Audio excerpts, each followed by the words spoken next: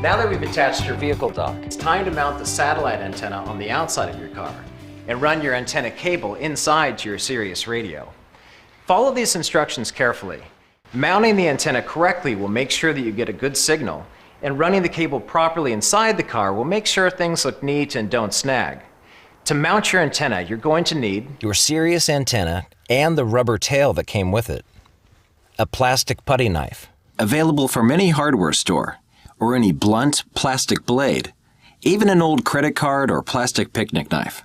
You'll also need an alcohol pad or clean damp cloth, and your wire zips or twist ties. To make sure the adhesive on the antenna rubber tail will stick, make sure your car is dry before you start and that the temperature isn't below 18 degrees Celsius. Once you've attached the antenna and rubber tail, allow at least 72 hours before touching it or washing your car. And don't worry, the adhesive on the antenna rubber tail won't damage your car's finish, and it's easily removable without leaving a mark. And most importantly of all, when you're fitting the antenna, be careful not to cut the antenna cable or puncture the wire jacket. It'll affect the quality of your signal. where you'll attach the magnetic satellite antenna depends on what kind of vehicle you have. Whatever vehicle you're fitting it to, always allow at least 3 inches of metal all around the antenna for the best signal reception.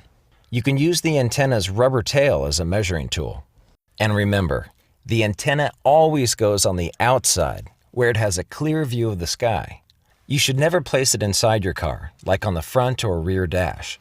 Also, don't mount the antenna too close to roof racks, another antenna, or close to the edge of a sun or moon roof. Remember the golden rule. There should be 3 inches of metal all around. One more thing. If your vehicle has a fiberglass body, like some sports cars, we recommend professional installation for secure antenna mounting. For sedans and SUVs, mount the antenna towards the rear of the roof. For pickups, attach the antenna towards the front of the roof. For convertibles, fit the antenna to the trunk lid. Once you've placed the antenna, use the antenna rubber tail to protect and guide the antenna cable towards where you'll run it inside your car.